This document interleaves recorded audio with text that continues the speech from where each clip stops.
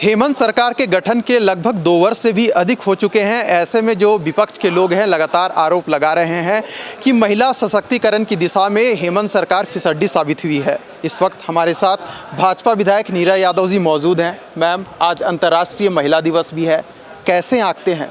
क्या वाकई में हेमंत सरकार महिलाओं को सशक्त करने में फिसड्डी साबित हुई है? क्या कहेंगे? अभी आप लोग विपक्ष में हैं। देखिए, हम पक्ष में रहें या विपक्ष में, जो सच्चाई है उससे कहना हमारा फर्ज है, हमारा दायित्व है। जिस प्रकार भी महिला सशक्तिकरण की ओर ये सरकार ध्यान नहीं दे रही है, तो हमें लगता है कि निश्चित रूप से ये सरकार महिलाओं का सम्मान नहीं कर पा रही है। सबसे पहले तो हम आज अंतर्राष्ट्रीय महिला दिवस की ढेर सारी शुभकामना, बहुत बधाई देना चाहेंगे। और हमें लगता है कि 8 मार्च ही नहीं बल्कि हर एक दिन महिलाओं का है। हर दिन हमें सम्मान चाहिए, मान सम्मान चाहिए। हमें जो भी कार्यों का दायित्व करने का, निर्वहन करने का मौका मिलता है, हम उसे बहुत ही ईमानदारी पूर्वक, निष्ठापूर्वक करने का कार्य करते हैं।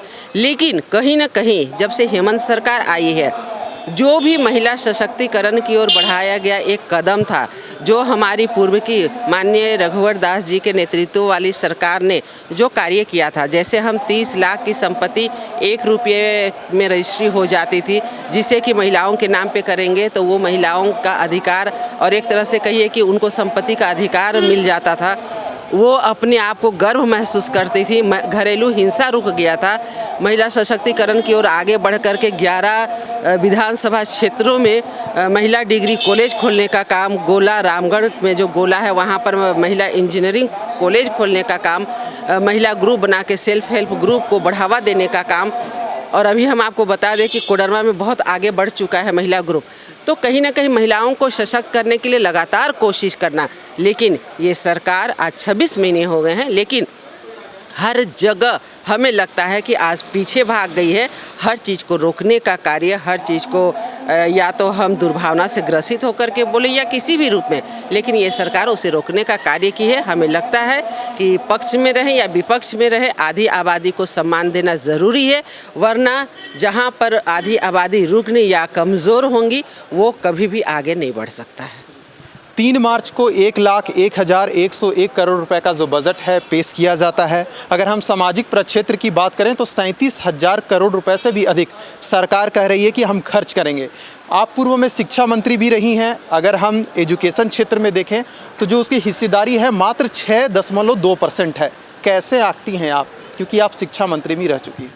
देखिए, हमने पहले ही कहा कि ये सरकार विकास कार्यों में महिलाओं को सम्मान देने में या विकास की बात करें, अगर शिक्षा की बात करें तो बिल्कुल फोकस नहीं कर रही है। और विशेषकर तो हमें लगता है कि शिक्षा की ओर ध्यान ही नहीं है। कभी भी माननीय मुख्यमंत्री जी का बयान या किन्हीं मंत्रियों का बयान शिक्षा पे कभी कुछ नहीं आता है। आप प्रश्न भी देखते होंगे कि लोग बहुत कम शिक्षा में पूछते हैं। पूर्व में आप देखते होंगे, अगर आप पूर्व में निकाल करके देखें विधानसभा की कार्यवाही, तो हमें लगता है कि मंगलवार तो निश्चित रूप से, लेकिन हर एक दिन शिक्षा पे 2-4 क्वेश्चन आना ही आना था, उसके पूरक पूछना, और उस पर मतलब बहुत सारे बहस होते थे। लेकिन अभी लोगों को भी पता चल गया कि कुछ भी बोलने से फ़ायदा नहीं है, इसलिए लोग चुपचाप रहते हैं।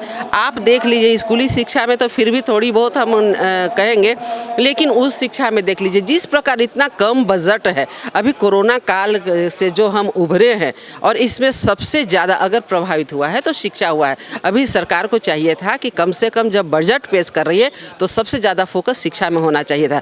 कैसे हमारे बच्चे जो स्कूल से अभी बाहर थे, स्कूल बंद रहने के कारण, तो उनको कैसे अभी हम स्कूल लाएं, स्कूलों को दुरुस्त कैसे करें, इस पे किसी भी प्रकार का ध्यान सरकार को नहीं है। इसलिए हमें लगता है कि शिक्षा पे तो खैर ये सरकार का कहीं भी फोकस है ही नहीं, और ना ही ये विकास करना चाहती है। कहीं किसी क्षेत्र में भी विकास के लिए जो एक रोड मैप होना चाहिए, वो रोड मैप सरकार के पास है ही नहीं।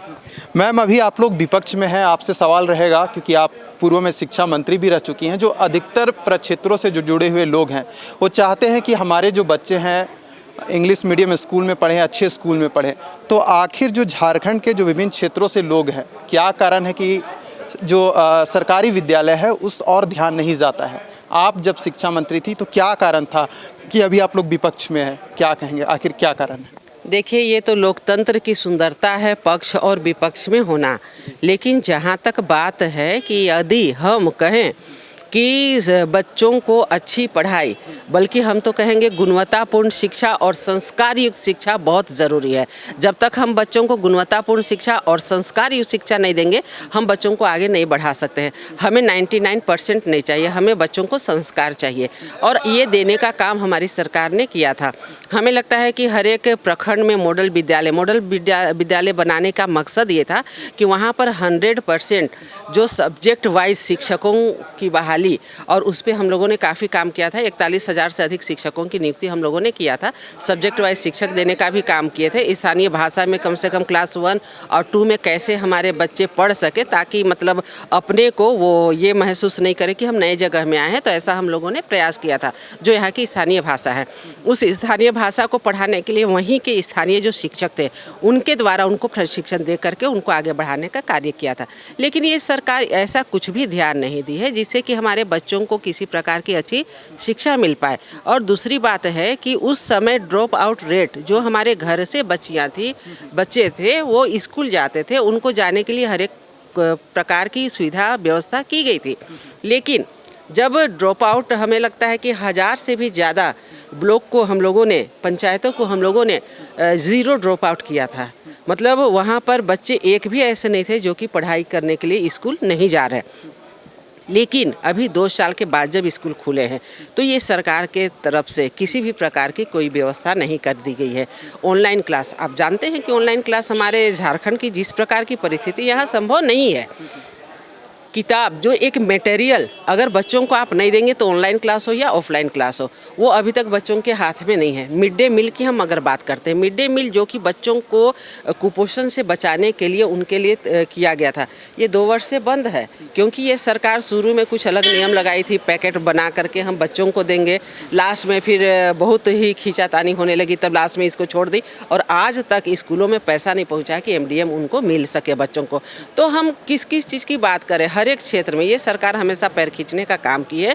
और शिक्षा से संबंधित कोई भी कार्य, अगर हम शिक्षकों की बात करें तो शिक्षकों को हर एक प्रकार का कार्य कराया जा रहा है। उनको जाति प्रमाण पत्र बनवाना है, उनको आवासीय प्रमाण पत्र बनाना है, उनको टोला में भेज करके पढ़ाई करवानी है। लेकिन जो मूल कार्य शिक्षकों का है पढ़ाने का, उससे सरकार दूर रख रही है। कहने का मतलब है कि गैर शैक्षणिक कार्यों से जो हमने चिट्ठी निकाला था कि शिक्षकों को मुक्त रखे, सरकार आज शिक्षण कार्य से मुक्त की है और गैर शैक्षणिक कार्यों में शिक्षकों को लगाने का काम किया। तो आप समझ सकते हैं कि किस प्रकार ये सरकार ध्यान दे रही है। मैम, अंतिम प्रश्न आपसे रहेगा कि जो सत्ता पक्ष के लोग हैं, उनका कहना है कि जो लंबे समय से झारखंड में भारतीय जनता पार्टी सत्ता पर काबिज थी, तो जो आज कुव्यवस्था है झारखंड में, जो डेवलपमेंट का कार्य रुका हुआ है, वो आप भारतीय जनता पार्टी की देन है।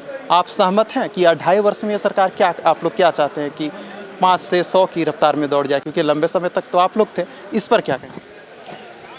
देखिए, हमें हंसी आती है आपके प्रश्न का जवाब देते हुए, क्योंकि आप पक्ष या विपक्ष या एक बच्चा से, बड़ों से तो छोड़ ही दीजिए, बच्चों से भी अगर पूछिएगा कि विकास किसे कहते हैं, तो लोग यही कहेंगे कि पूर्व में जो माननीय रघुवर दास जी के नेतृत्व में जो सरकार थी, विकास उसी का नाम है।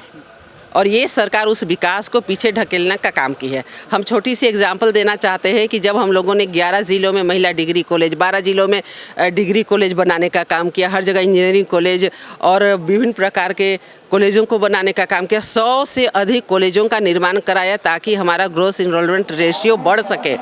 लेकिन ये सरकार आने के साथ में आज बिल्डिंग एक शोभा की वस्तु बनी हुई है। सारे कार्य हम लोगों ने किया। ये सरकार पद सृजन करके वहाँ पर वैकेंसी भी निकालने के लिए तैयार नहीं है।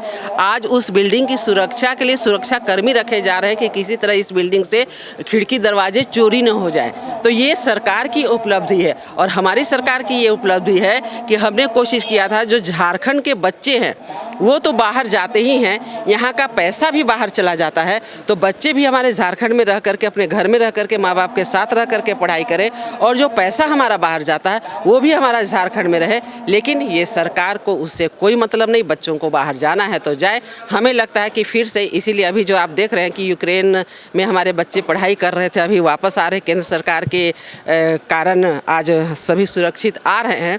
ये सरकार पूर्णतः ये सोच ली है कि हमको ये बच्चों को यूक्रेन जैसे बाहर भेजना है अन्य राज्यों में, इसलिए ये सरकार शिक्षा में कोई ध्यान देने वाली नहीं है। तो इस वक्त थी हमारे साथ भाजपा की विधायक नीरा यादव, जिन्होंने विभिन्न मुद्दों पर हेमंत सरकार को घेरने का काम किया। अब सरकार के पास 2.5 महीने से भी अधिक के समय बचे हुए हैं। अब देखना होगा कि हेमंत सरकार जो विभिन्न क्षेत्र हैं उसमें कैसे काम करती है। लाइव 7 के लिए ओम प्रकाश के साथ विशाल भारद्वाज।